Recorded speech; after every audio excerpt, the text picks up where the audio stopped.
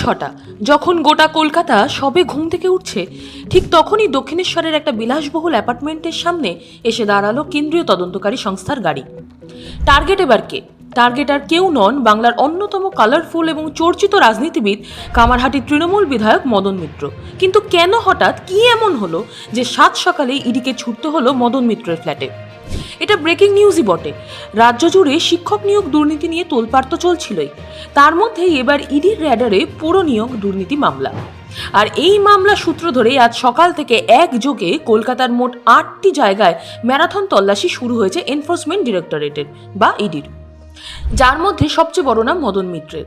কেন্দ্রীয় এজেন্সির অফিসাররা সোজা পৌঁছে যান তার ভবানীপুরের বাড়ি এবং কামারহাটির দক্ষিণেশ্বরের অবস্থিত হোলিনেস অ্যাপার্টমেন্টের 5তলা ফ্ল্যাটে। কিন্তু টুইস্টটা কোথায় জানেন? যখন ইডি আধিকারিকরা ফ্ল্যাটে ঢোকেন তখন সেখানে মদন মিত্র নিজেই ছিলেন না, ছিলেন শুধু তার ফ্ল্যাটের কেয়ারটেকার, আর তাকে সামনে রেখেই শুরু হয় নথিপত্র ঘাটাঘাটি। এখন প্রশ্ন হচ্ছে, পুরো নিয়োগ দুর্নীতির সাথে মদন মিত্রের কানেকশনটা কি? ইডি সূত্রের খবর, এই দুর্নীতির নেপথ্যে অন্যতম মাস্টার মাইন্ড হলেন অয়নশীল, যার কোম্পানি এবিএস ইনফোজোন বিভিন্ন পুরসভায় কর্মী নিয়োগের দায়িত্বে ছিল। অয়নশীলকে জেরা করেই উঠে এসেছে একাধিক চাঞ্চল্যকর তথ্য। তদন্তকারীদের দাবি, যে সময় কামারহাটি পুরসভায় এই নিয়োগের ক্ষেত্রে কোটি কোটি টাকার দুর্নীতি হয়েছিল, সেই সময় কামারহাটির বিধায়ক ছিলেন মদন মিত্র।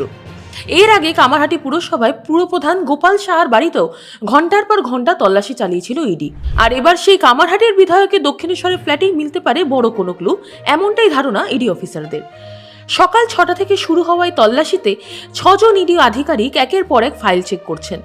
কামারহাটি পুরসভায় নিয়োগ সংক্রান্ত কোনো গোপন নথি কি লুকিয়ে আছে এই ফ্ল্যাটে, নাকি কেয়ারটেকারকে জেরা করে মিলবে নতুন কোনো তথ্য?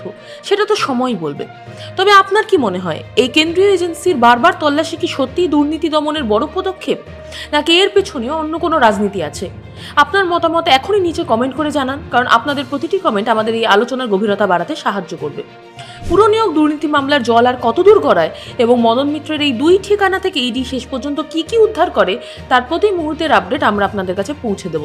তার জন্য শুধুমাত্র আপনাকে একটু চ্যানেলটি সাবস্ক্রাইব করতে হবে। দেখতে থাকুন।